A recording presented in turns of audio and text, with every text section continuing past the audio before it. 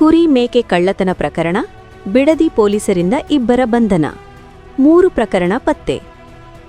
Bidadi police ಠಾಣೆ ವ್ಯಾಪ್ತಿ ತಾಳಗುಪ್ಪೆ ಗ್ರಾಮದ ಕುರಿ ಮತ್ತು ಮೇಕೆ ಫಾರ್ಮಿನ ಬೀಗ ಒಡೆದು ಪ್ರಾಣಿಗಳನ್ನು ಕಳ್ಳತನ ಮಾಡಿರುವ ಕುರಿತು ಬಿಡದಿ ಪೊಲೀಸ್ ಠಾಣೆಯಲ್ಲಿ ಪ್ರಕರಣ ದಾಖಲಿಸಲಾಗಿತ್ತು. ಪ್ರಕರಣದ ತನಿಖೆಯನ್ನು ಕೈಗೊಂಡ ಪೊಲೀಸರು ಆರೋಪಿಗಳನ್ನು ಪತ್ತೆ ಹಚ್ಚುವಲ್ಲಿ ಯಶಸ್ವಿಯಾಗಿದ್ದಾರೆ.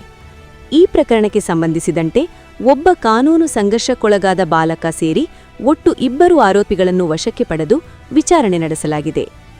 ಸುಮಾರು 2.80 ಲಕ್ಷ ಮೌಲ್ಯದ ಕುರಿ ಮತ್ತು ಮೇಕೆಗಳು, 2 ದ್ವಿಚಕ್ರ ವಾಹನಗಳು, 1 ಓಮಿನಿ ಕಾರು ಇವುಗಳನ್ನು ತಾವರೆಕೆರೆ ಪೊಲೀಸ್ ಠಾಣಾ ವ್ಯಾಪ್ತಿಯಲ್ಲಿ ನಡೆದ ಕಳ್ಳತನ ಪ್ರಕರಣಗಳಿಗೆ ಸಂಬಂಧಿಸಿದಂತೆ ವಶಪಡಿಸಿಕೊಳ್ಳಲಾಗಿದೆ.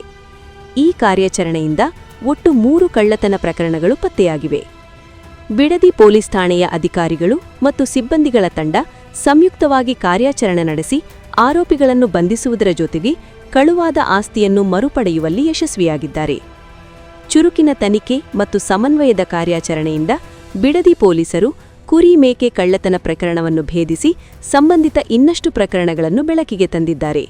ಕರುನಾಡು ಟೈಮ್ಸ್ ಚಾನೆಲ್ನಲ್ಲಿ ಸುದ್ದಿ ಮತ್ತು ಜಾಹೀರಾತು ನೀಡಲು ಈ ನಂಬರ್ಗೆ ಕರೆ ಮಾಡಿ.